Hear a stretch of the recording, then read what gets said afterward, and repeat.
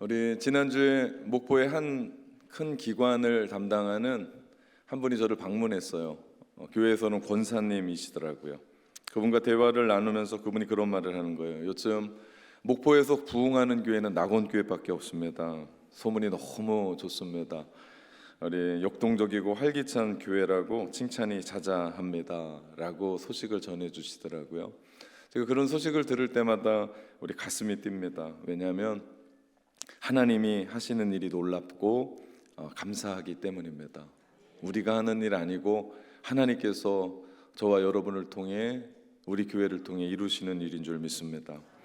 우리 교회에 새가족이 등록하면 제가 신방을 가요. 새가족 신방을 갈 때 몇 가지 특징이 있습니다. 저와 제 아내만 가요. 이유가 있습니다. 네, 주여. 네, 그 새로운 성도와 함께 깊은 대화를 하기 위해서입니다. 우리 개인적인 이야기, 우리한테 이야기해도 전혀 밖으로 셀 리가 없거든요. 그래서 제가 신앙의 대화를 함께 합니다. 그 예전에는 제가 그래도 조금 젊었을 때는 나이 드신 분들께 죄송한데 그날 신방 가서 들었던 얘기를 저녁에 풀면 다 기억을 했는데 이제는 기억이 안 나요. 그래서 비웃는 거 아니시죠? 네. 그래서 제가 노트를 갖고 가서 제가 3기를 합니다. 기록하고 기억하고 기도하기 위해서. 그래서 저는 3기라고 얘기해요. 다 기잖아요. 그래서 제가 기록을 해요. 마치 뭐 누구를 취조하는 것처럼 앞에다 노트를 놓고 적는 게 좀 그렇긴 하지만 그래도 제가 가장 중요한 부분들을 적습니다. 기억하기 위해서고요. 기도의 자리로 그 기도 제목을 갖고 들어가기 위해서입니다. 또 하나의 신방의 특징은 식사를 하지 않아요. 제가 밥을 안 좋아하는 인간이 아닌데 그때는 밥을 안 먹습니다. 왜냐하면 식사를 차리고 혹은 이동하고 하는 시간이 너무 아까워서 어떻게 하든지 그분과 대화를, 그 가정과 대화를 오래 하기 위해서 차만 마십니다. 혹 다과를 주시면 다과를 함께 먹어요. 지난 주간에 우리 새가족 신방을 몇 가정 하게 되었습니다. 그 중에 한 분이 작년 12월에 등록하신 분이에요. 2달여 된 분인데요. 이분이 전도되어 교회에 처음 나오게 된 계기가 있더라고요. 작년 추석 전에 급성 폐렴으로 중환자실에서 한 달여 사경을 헤맸어요. 깨어나질 못하셨습니다. 의식도 없으셨고 그러다가 극적으로 깨어나셔서 회복하신 거예요. 교회에서도 기도 제목이 올라와서 함께 기도했던 분이기도 합니다. 다 돌아가실 줄 알았는데 살아나신 거예요. 그러니 가족들도 동네 사람들도 이분의 고향이 흑산도인데 흑산도에 아는 지인들도 너무나 좋아하고 기뻐하세요. 그 일이 있은 후에 우리 교회 다니는 여동생이 그분을 전도한 겁니다. 그래서 교회에 처음 오신 거예요. 그 간증을 들으면서 하나님이 이 한 분을 얼마나 사랑하시는지를 알게 됐습니다. 생명도 연장시켜 주셨죠. 그냥 살아서 그냥 사는 게 아니라 교회로 이끄셨죠. 이제는 영원한 생명 하나님의 자녀로 살게 하시니 이게 얼마나 큰 은혜인지. 저는 새가족 신방 갔다가 되려 하나님 앞에 신방을 받고 돌아왔습니다. 얼마나 감사한지 몰라요. 한 영혼을 향한 주님의 마음을 보게 되었습니다. 이것이 우리가 지금 읽고 있는 사도행전의 말씀이고 성령이 이끌어 가시는 교회의 모습이고 성령의 이야기, 성령 행전, 복음인 줄 믿습니다. 여러분, 복음이 뭡니까? 이 질문은 잘못된 질문이에요. 바꿔야 돼요. 복음이 누구십니까? 복음이 누구십니까? 예수 그리스도입니다. 복음은 예수 그리스도예요. 그렇기 때문에 우리가 신앙생활하면서 하나님을 위해 우리가 무엇을 할까보다도 더 중요한 것은 하나님이 우리에게 무엇을 행하셨는지를 아는 게 더 중요해요. 우리 가운데 복음이신 예수 그리스도를 보내셔서 그분이 무엇을 하셨는지를 깨닫는 것이 더 중요합니다. 지난 시간 우리는 베드로와 요한을 통해서 나면서 걷지 못했던 장애인을 기적적으로 일으키는 장면을 보았습니다. 그가 성전 미문에 앉았다가 베드로가 일어나 걸으라 라고 하는 말에 발과 발목에 힘이 들어가면서 그가 걷기도 하고 뛰면서 성전으로 들어가 하나님을 찬미했었던 그 장면을 보았습니다. 그리고 그 이야기가 계속됩니다. 베드로와 요한을 통해서 한 장애인이 치유받는 사건이 일어나자 모든 사람이 다 흥분했어요. 이런 일이 없었거든요. 그래서 10절 말씀에 보니까 심히 놀랍게 여기며 놀랐다라고 하는 반응이 나옵니다. 한국말로는 놀랐다라고 하는 이야기가 두 번이 반복돼요. 헬라어 원문으로 보면요, 경악하고 황홀해했다. 이 의미는요, 큰 기쁨인 동시에 두려워했다라는 뜻입니다. 그러자 사람들이 베드로와 요한을 당연히 주목하게 되겠죠. 11절 말씀에 보니까 나은 사람이 베드로와 요한을 붙잡으니 모든 백성이 크게 놀라며 달려 나아가 솔로몬의 행각이라 불리우는 행각에 모이건을 말씀합니다. 사람들이 솔로몬의 행각이라는 곳에 모였어요. 그러면서 나면서 걷지 못했던 이 이야기가 다음 주 4장까지 계속되는데 4장 마지막 말미에 이 사람의 나이가 40세다라고 얘기합니다. 40여 년 동안 한 번도 걷지 못했던 이 한 사람이 걷고 뛰고 일어났었던 이 부분들을 놀라워하면서 사도들을 주목하는 거예요. 당신들의 초인적인 어떤 능력이 있는 거 아닙니까? 혹시 매번 성전에 올라가면서 기도하는데 그 경건에 어떤 능력이 있는 것 아닙니까? 라고 묻는 거예요. 이런 일이 어떻게 이루어질 수 있습니까? 그때 베드로가 12절에 베드로가 이것을 보고 백성들에게 말하되 이스라엘 백성들아 이 일을 왜 놀랍게 여기느냐? 우리의 개인의 권능과 경건으로 이 사람을 걷게 한 것처럼 왜 우리를 주목하느냐? 이 기적은 우리의 능력과 우리의 경건의 어떤 힘이 아니라 얘기합니다. 정확하게 얘기합니다. 그러면서 16절에 베드로가 이런 고백을 해요. 예수로 말미암아 난 믿음이 너희 모든 사람 앞에서 이같이 완전히 낫게 하였느니라. 베드로의 핵심은 뭡니까? 나면서 안진병이었던 그 장애인을 고칠 수 있었던 것은 오직 예수님이 하신 일입니다. 우리가 한 일이 아닙니다. 우리를 오해하지 마십시오. 여러분, 우리 교회가 행하고 있는 일들, 그리고 제가 앞에서 설교하는 모든 부분 역시도요, 여러분 집에 돌아가셔서 이 설교를 들으면서 제가 생각나면 안 돼요. 예수님이 생각이 나야 돼요. 우리 교회 안에서 행하고 있는 모든 일들 속에 어떤 한 사람이 드러나면 안 돼요. 오직 예수 그리스도만 드러나야 돼요. 베드로가 얘기하는 건 그거예요. 왜 우리를 그런 일 하는 것처럼 보고 있느냐? 우리가 아닙니다. 우리의 능력이 아니고 우리의 경건이 아니고 예수 그리스도께서 하셨습니다. 물론 우리가 지금 생각하면 우리의 모든 일은 예수님이시죠. 인정하죠. 그거에 대해서 반대하는 사람은 아무도 없을 겁니다. 그러나 그 당시의 청중의 입장에서 생각해 보면 이건 충격입니다. 왜 그래요? 그들은 얼마 전에 예수님이 십자가에서 죽은 걸 보았거든요. 내가 그 십자가 현장에서 예수님이 죽는 것을 두 눈으로 똑똑히 보았거든요. 그런데 어떻게 죽은 사람이 사람을 고칩니까? 죽으면 끝인데. 의구심이 들 때 베드로는 15절에 이런 말을 합니다. 하나님이 죽은 자 가운데서 그를 살리셨다. 베드로의 설교가 이어집니다. 이 기적을 우리가 일으켰다고 생각하지 마십시오. 얼마 전에 여러분이 죽었다고 생각했던 그 사형수, 그 나사렛 청년 예수 그리스도가 다시 살아나셔서 이 기적을 행하셨던 겁니다. 이는 여러분이 믿는 아브라함의 하나님, 이삭의 하나님, 야곱의 하나님 예수 그리스도를 영화롭게 하셔서 그분을 살리셨습니다. 우리는 그분의 증인입니다. 지금 여러분은 그분의 모습을 눈으로 볼 수는 없지만 그분이 다시 살아나셨고 승천하셔서 이 세상의 모두를 다스리고 계십니다. 이게 베드로의 설교였어요. 그렇습니다. 기적이 일어나든 일어나지 않든, 그것이 이해가 되든 이해가 되지 않든, 내가 받아들이든 받아들이지 않든, 중요한 것은 예수 그리스도는 지금도 변함없이 살아계셔서 오늘도 우리가 사는 이 세상을 사랑과 공의로 다스리고 계시다는 사실입니다. 작게는 우리의 가정, 우리의 삶, 우리의 인생, 우리 자녀들, 우리 교회까지도 좀 크게 나가면 나라와 민족과 이 지구촌을 움직이며 이 우주를 운행하고 움직이시는 분이 우리 하나님이시죠. 친히 그분이 다스리십니다. 만약에 그분이 다스리지 않으면 이 땅은 그나마 지금보다도 더 악해졌을 거고, 벌써 진작에 끝났을지도 모릅니다. 그러나 그분이 다스리고 계시기에, 지금도 우리의 이 예배 가운데 그분이 함께 계시기에 이곳에 함께 계시는 줄 믿습니다.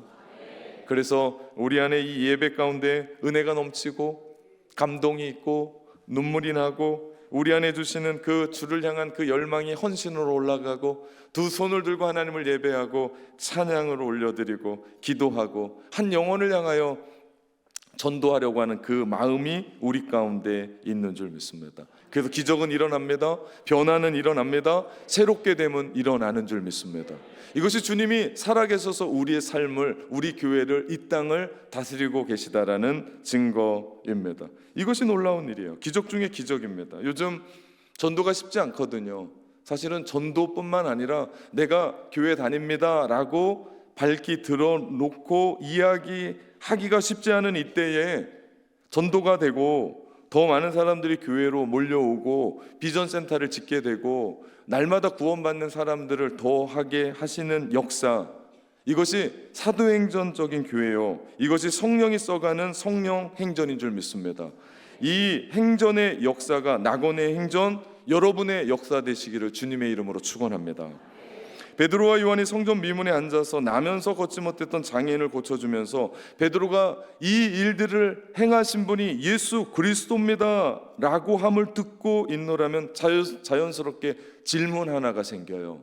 그것은 그런데 왜 예수님이 죽으셨지? 아니 그렇게 위대하신 분이 왜 죽으셔야만 하지? 그 이야기가 14절 15절에 있는 말씀입니다. 너희가 거룩하고 의로운 일을 거부하고 도리어 살인한 사람을 놓아주기로 구하여 생명의 주를 죽였도다. 베드로의 설교는 심플합니다. 사도행전의 설교는 돌아가지 않아요. 직진입니다. 성령이 그들에게 주셔서 너희가 죽였다는 거예요. 너희가 그 예수를 죽였다. 오늘 본문 11절부터 26절까지 계속 반복되는 얘기야. 너희가 그를 넘겨주었다. 심지어 빌라도가 놓아주려고 했는데, 결의까지 했는데 너희가 그걸 거부했다. 너희가 거룩하고 의로운 분을 죽였다. 너희에게 생명 주신 분을 죽였다. 그 자리는 분명 예수 그리스도가 살아계실 때 기적을, 병 낫게 하심의 기적을 체험한 사람이 있을지 모릅니다. 아니면 간접적으로 본 사람이 있을지 모릅니다. 5,000명을 먹였던 오병이어의 기적에 거기서 떡 하나 받아 먹은 사람이 있을지 모릅니다. 그렇게 너희에게 생명 주신 분을 죽였다. 너희가 생명의 주를 죽였다라고 베드로가 설교하고 있습니다. 그러면서 베드로는 그들에게 회개할 것을 요청해요. 정말 사도행전의 말씀을 읽어가다 보면요, 아주 속이 시원합니다. 심플합니다. 너희가 그 예수 생명의 주를 죽였다. 그렇기 때문에 너희 회개해야 된다. 19절 말씀, 그러므로 너희가 회개하고 돌이켜 너희 죄 없이 함을 받으라. 오늘 베드로가 회개를 촉구하는 것은 두 가지입니다. 하나는 과거의 생활 방식을 버릴 것을 얘기해요. 과거의 생활 방식은요, 내가 하나님 모르고 살았었던 옛사람의 구습을 따라 살았던 삶입니다. 예전에 우리가 하나님을 모르고 살았던 삶이 있었거든요. 내가 교회 다니지 않았던, 말씀을 몰랐던 그 삶을 살았을 때가 있었거든요. 그것이 우리의 옛사람의 모습입니다. 죄악을 따라갔고 쾌락을 따라갔고 내 뜻대로 살아갔던 그 삶을 벗어버리고 죄를 포기하는 거예요. 우리 신앙생활하면서 교회는 다니고 있고 예수 그리스도가 나의 구주라고 고백하면서도 아직도 세상의 죄된 습관을 끊지 못하고 아직도 세상의 죄된 욕심을 끊지 못하고 살아가는 사람들이 이 자리에 있습니다. 그러려면 뭐라고 예수 믿냐고요? 그냥 세상에 살지. 우리 신앙은요, 우리 안에 있는 어떤 액세서리가 아니에요. 여기 하나 놔서 돋보이게 하는 것이 아니라 이 신앙은 우리의 전부입니다. 이건 우리의 생명입니다. 생명 가지고 뭘 더 바꿀 수 있겠습니까? 예수님이 우리 안에 들어왔으면 우리는 과거에 행했었던 그 방식을 버려야 됩니다. 이제는 죄의 옷을 벗어야 돼요. 또 하나 회개를 촉구합니다. 또 하나는 새로운 방식의 삶을 선택하는 것을 이야기합니다. PPT 뭐 하는지 모르겠습니다. 과거에 불순종에 죄악된 옛사람을 벗어버리는 거예요. 그 삶을 벗어버리는 겁니다. 그리고 주님 앞에 그 삶을 나가는 거예요. 우리도요, 더러운 옷, 냄새나는 옷이 있으면 벗고 새로운 옷을 입을 줄 알아요. 근데 왜 영적으로는 더러운 옷을 우리가 벗을지도 모르고 벗어났는데 우리가 그것에 또 새로운 예수 그리스도의 의와 거룩함으로 새 사람을 입으라고 말씀하시는데 그 옷을 왜 입을 줄 모르냐는 거예요. 이것이 영적인 삶입니다. 이것이 회개예요. 우리 회개는요, 잘못한 것을 하나님 앞에 고하며 하나님 내가 잘못했습니다 그러면서 기쁨을 얻고 또 가던 길을 걸어가는 것이 아니라, 회개의 촉구는 과거의 잘못된 방식을 벗어버리고 이제는 삶을 터내서 예수 그리스도의 의와 거룩의 새 사람을 입고 십자가를 향해서 삶을 터나는 게, 여기까지가 회개입니다. 우린 지금 잘못했던 것을 우는 게 회개라고 얘기했습니다. 아니요, 반쪽입니다. 반쪽도 안 될 거려.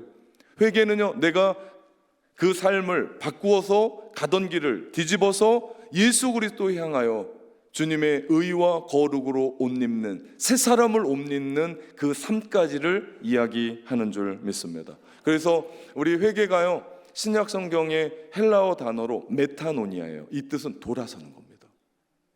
우리가 예수 그리스도 믿기로 결정했으면 우리가 세상에 즐겨 했었던 것으로 돌아서는 거고, 우리가 예수 그리스도를 나의 구주로 믿는다면 우리는 세상을 등지고 주님을 바라보아야 되는 줄 믿습니다. 우린 여기서 생각해 봐야 될 것이 있어요. 예수님을 죽인 사람이 진짜 유대인이었고 바리새인이고 대제사장이고 서기관들이었을까? 본디오 빌라도였을까? 맞습니까? 혹 우리가 예수 그리스도를 죽인 공범 아닙니까? 아니 목사님, 그게 무슨 얘기예요? 2000년 전에 죽으신 예수 그리스도를 우리가 어떻게 죽였다고요? 그때는 우린 태어나지도 않았는데요. 19세기의 설교의 황태자라고 불리우는 찰스 스펄전 목사님의 이야기를 들어보십시오. 전혀 생각이 달라질 겁니다. 그분이 했던 말을 그대로 전하겠습니다. 모든 죄는 그 본질에 있어서 하나님을 죽이는 것입니다. 제 말이 이해가 되십니까? 하나님께서 당신에게 하지 말라고 하신 일을 행할 때마다 당신은 할 수 있는 한에서 사실 하나님을 보좌로 밀어내고 하나님께 속한 권위를 밀어내는 것입니다. 그리고 할 수 있는 한에서 하나님을 죽이려고 의도한 것입니다. 그리고 그것이 죄의 취지입니다. 즉 죄는 하나님을 죽이는 일입니다. 우리는 지금 교회력으로 사순절을 보내고 있습니다. 지난 14일 제 수요일로 시작된 사순절은 모든 주일을 뺀 부활절 전날까지의 40일의 시간으로 부활절을 준비하자는 거예요. 회개하며 자신을 갱신하는 시간을 갖습니다. 그래서 우리 교회는 릴레이 금식을 함께 하면서 자신을 되돌아보는 시간을 갖습니다.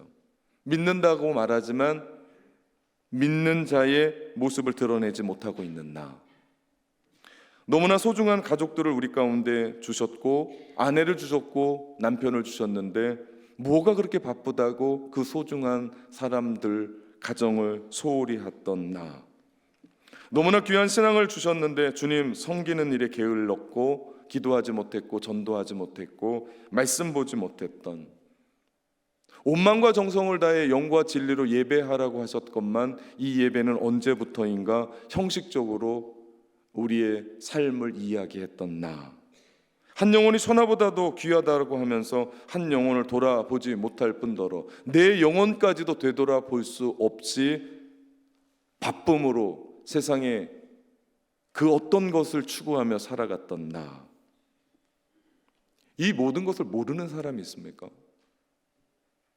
우리 모두는 이 부분에 대해서 다 압니다. 그런데 문제가 뭔지 아십니까? 회개를 하지 않습니다. 많은 사람들이 착각을 합니다. 아는 것이 회개라고 생각합니다. 천만의 만만의 말씀입니다. 안다고 주님 앞에 돌이키는 게 아니에요. 어떻게 보면 지금 우리의 삶은, 우리의 신앙생활은 지금과 전혀 다른 삶으로, 지금처럼 살지 않으면 하나님의 뜻대로 살아가는 사람들이 있을지도 모릅니다. 회개는 언젠가 하는 것이 아니라 바로 오늘 하나님의 말씀이 우리 가운데 장엄하게 떨어졌을 때 내가 하나님 앞에 두 손을 들고 하나님 앞에 나아가는 것이 회개인 줄 믿습니다. 돌이켜야 돼요. 돌이킬 때만 삽니다. 우리가 살아가면서 하나님을 또 십자가에 못 박을 때가 얼마나 많은지 모릅니다. 그 십자가에 못 박은 사람이 다른 사람이 아니라 나인 것을 깨닫습니다. 내 욕심대로, 내 욕망대로, 내 쾌락대로, 내 뜻대로, 내 마음대로 세상 살아왔었던 그대로 예수 안에 있으면서도 그 모든 것, 세상의 모든 것 버리지 못하고 그대로를 질질질 끌고 가면서 살아갔던 나, 또 한 번 주님을 십자가에서 못 박아 버리는 그런 과오를 벌이는 게 아닙니까? 우리는 기억해야 됩니다. 정말 중요한 것은 우리가 돌이켜 의와 진리로 새 사람을 입는 겁니다. 이 길만이 살 길인 줄 믿습니다. 오늘 베드로는 23절에 누구든지 그 선지자의 말을 듣지 아니하는 자는 그 백성 중에서 멸망받으리라 말씀합니다. 회개하지 않으면 멸망입니다. 우리는 성경 66권에 있는 말씀 1.1핵도 흐트러지지 않고 하나님의 말씀인 줄 믿고 이 말씀이 이루어질 것을 믿습니다. 그런데 이 말씀은 믿지 않습니다. 회개하지 않으면 멸망받으리라고 하는 생각, 왜 지금까지 우리가 죄 짓고도 지금까지 잘 살았거든요. 아무 일 없이 살았거든요. 하나님의 인내하심과 하나님이 주께로 돌아오기를 참고 참으시는 하나님의 은혜는 생각하지 못하고 지금까지 살아서 이 말씀은 우리 가운데 들어오지 않습니다. 누구든지 선지자 예수 그리스도의 그 말씀을 듣지 아니하는 자는 백성 중에서 멸망하리라. 여러분, 회개는 우리가 살 유일한 길인 줄 믿습니다. 회개해야 돼요. 오늘 보면은 베드로가 회개하라는 이유를 얘기합니다. 그러면서 회개할 때 주어지는 좋은 결과 세 가지를 얘기합니다. 첫째, 회개할 때 주어지는 결과, 첫째는 우리의 죄가 지워집니다. 19절 말씀해 보니까요, 그러므로 너희가 회개하고 돌이켜 너희 죄 없이 함을 받으라 말씀합니다. 이 말씀을 원문으로 직역하면 너희 죄가 닦일 것이다, 깨끗하게 닦일 것이다. 여러분, 이것이 복음의 영광스러운 요약 아닙니까? 예수 그리스도의 십자가의 보혈이 우리를 덮음으로 말미암아 우리의 죄가 깨끗이 닦여지는 줄 믿습니다. 동에서 서가 먼 것처럼 주님은 기억하지 않습니다. 우리 기독교는 과거를 묻지 마세요의 종교입니다. 과거에 내가 어떤 삶을 살았고 어떤 짓을 했고 어떤 삶을 살았든지 내가 예수 그리스도의 피로 말미암아 회개하고 주님의 그 피로 덧입힘을 받을 때 우리의 죄는 말끔히 깨끗하게 씻어지는 줄 믿습니다. 회개할 때 용서함을 받아요. 그런데 이 점도 사람들은 오해합니다. 내가 언젠가 회개할 수 있으리라고 생각합니다. 천만의 말만의 말씀이에요. 또 회개하면 용서된다라고 착각합니다. 안 됩니다. 이게 무슨 얘기입니까? 우리가 용서를 구하고 회개할 때 우리 용서를 받는 건 우리가 회개해서가 아니에요. 우리가 용서를 구해서가 아니에요. 무슨 얘기입니까? 용서해 주시는 하나님이 계시기 때문입니다. 탕자가 아버지의 재산을 떼어가지고 유산 떼어가지고 허랑방탕하게 살고 돌아왔습니다. 탕자가 돌아온 게 중요한 게 아니에요. 그 아버지가 탕자 돈 갖고 나갈 때부터 동구 밖에서 그 아들을 언제 오나 눈 빠지게 기다렸던 아버지의 마음 때문에 탕자가 돌아왔을 때 아버지가 그 탕자를 받아준 겁니다. 우리 역시도 마찬가지예요. 회개한다고 용서받는 게 아니라 더 중요한 것은 우리가 회개할 때 우리를 탕자 아버지처럼 받아주시는 하나님이 계시기에 이것이 하나님의 사랑이고 그 사랑을 예수 그리스도의 십자가의 은혜와 부활을 통해서 우리 가운데 주셨고 오늘은 그 은혜를 성령님으로 말미암아 우리 가운데 확신시켜 주는 줄 믿습니다. 사단은 그걸 가지고 놀아요. 왜요? 우리 마음 가운데 죄책감을 줘서 정말 하나님이 너를 용서할 것 같으냐, 이만큼은 해도 이만큼은 아닐 거라고 우리 가운데 죄책감으로 사단은 우리를 또 놀이개처럼 이용합니다. 절대 그렇지 않습니다. 속지 마십시오. 우리가 예수 그리스도 십자가 안에서 우리의 과거를 확증지으며 회개할 때 하나님은 우리의 모든 죄를 말끔히 깨끗하게 닦아주시는 줄 믿습니다. 이것이 은혜입니다. 이것이 복음의 핵심입니다.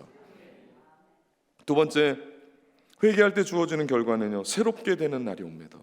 19절 말씀을 다시 보면 그러므로 너희는 회개하고 돌이켜 너희 죄 없이 함을 받으라. 이같이 하면 새롭게 되는 날이 주 앞으로부터 이를 것이요. 복음은 그것을 믿는 사람들을 새롭게 해요. 새롭게 되는 날이 뭡니까? 새롭게 되는 날. 우리 인생 살아가다 보면 참 많은 절망에 빠집니다. 그러면서 사람들은 인생 끝났다고 생각합니다. 큰 죄를 짓고 실패를 하고 어마어마한 것들을 맞게 될 때 우리 모두는 인생의 벼랑 끝에 쓰게 됩니다. 그런데 참 많은 사람들이 인생의 생의 끈을 놔요. 혹은 그 나쁜 놈 때문에 내가 당했는데 그 놈 때문에 내가 힘든데 내가 또 술로 나의 인생을 망치고 내 삶의 의지를 내려놓고 내 인생을 망칩니다. 그러면서 정신까지 아파서 약을 먹는 사람들이 있습니다. 인생 희망 없이 살아갑니다. 그러나 우리가 하나님 앞에 회개할 때 우리가 어떤 자리에 있든지 다시 일어날 수 있는 줄 믿고, 다시 시작할 수 있는 줄 믿고, 다시 살아나는 줄 믿습니다. 이게 회개의 능력이에요. 무슨 얘기입니까? 새롭게 하는 날, 새롭게 되는 날. 이건 그냥 오지 않습니다. 내가 큰 돈을 벌었다고, 내가 어떤 큰 명예를 얻었다고, 내가 큰 힘을 얻었다고 됩니까? 되지 않습니다. 그러나 우리가 하나님께 회개하고 주님을 인격적으로 만날 때 우리 안에 새로운 날은 시작되는 줄 믿습니다. 이것이 복음의 힘이요 복음의 능력인 줄 믿습니다. 우리가 회개할 때 좋은 또 하나의 세 번째 결과는요, 우리가 회개할 때 장차 오실 그리스도를 바라보는 신부가 됩니다. 거룩한 신부. 오늘 본문 23절을 다시 보면 누구든지 그 선지자의 말을 듣지 아니하는 자는 백성 중에서 멸망을 받으리라. 이 말씀을 다시 바꾸면요, 예수 그리스도의 말씀을 듣는 자, 순종하는 자, 그 말씀을 믿음으로 따라가는 자 살아나리라. 여러분, 우리는 구름 타고 올리오신 예수 그리스도가 재림의 주로 이 땅 가운데 다시 오심을 믿습니다. 다시 오심을 믿는다면 오늘 매일매일의 우리의 삶이, 예배를 드리든 찬양을 하든 큐티를 하든 말씀을 보든 설교를 듣든 우리의 모든 삶에는 회개가 넘쳐야 될 줄 믿습니다. 그래야 우리 주님 기다리는 거룩한 신부로 우리가 준비되는 모습입니다. 우리 가운데 회개는 우리로 하여금 그때를 준비시키는 겁니다. 거룩한 주님의 신부가 되어 우리가 주님을 맞이하는 대망의 재림의 주님, 어서 오시옵소서. 마라나타, 주님, 내가 주님을 기다렸습니다. 주님 오시옵소서. 이 삶은요, 회개할 때만 우리 가운데 주어지시는 축복인 줄 믿습니다. 이것 때문에 주님이 오신 거예요. 이것 때문에 크리스마스가 있는 겁니다.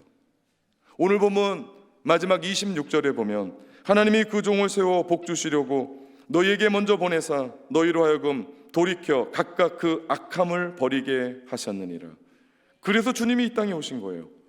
오늘 본문은 예수님이 오셨던 두 가지 이유를 얘기합니다. 먼저는 우리의 악함을 버리도록 하시기 위해서 이 땅에 오셨대요. 그러고 보면 우리의 죄악, 우리의 악은요, 그냥 한 게 아니에요. 아주 모질고도요, 끈질겨요. 나가질 않아요. 변화되지가 않아요. 아니, 그렇게 우리 가운데 기적이 일어나고 우리 가운데 그렇게 하나님의 은혜를 맛보고 우리 가운데 그런 삶을 살았으면 우리가 악한 것에 떠나가야 되는 거 아닙니까? 그렇게 하나님의 말씀을 전하는 선지자들이 주께로 돌아오라고 구약의 예언자들이 그렇게 얘기하는데 돌아오지 않고 멸망해버렸습니다. 오늘날 그렇게 하나님의 말씀이 홍수처럼 쏟아지는데, 그렇게 하나님의 말씀이 우리의 가슴을 후벼 파는데 왜 그곳에서 하나님의 말씀 안에 돌이킬 수 없는가? 그러면 우리는 여기에 우리의 악함이 보통이 아닌 것을 봐야 돼요. 다시 말하면 그 악함을 버리도록 하기 위해서 예수 그리스도가 오셨다는 겁니다. 우리 이 시대의 최고의 설교가라고 이야기하고 우리 C.S. 루이스 다음을 이야기한다라고 이야기하는 팀 켈러 목사님, 우리 얼마 전에 돌아가셨습니다. 그분의 이야기입니다. 이분이 젊은 시절 신학교 교수님이었습니다. 그러면서 이분이 맨하탄 한복판에서 젊은이들을 해서 교회를 시작했습니다. 교회가 엄청나요. 그분의 파워풀한 메시지, 그분의 지적이고 학적이고 영적인 메시지, 한국어로 얼마나 많은 번역서들이 나온지 모릅니다. 그분이 신학교 그 교수 시절에 2층 집에 살았어요. 1층은 자신의 서재였고 1층은 가정이 사는 곳이었습니다.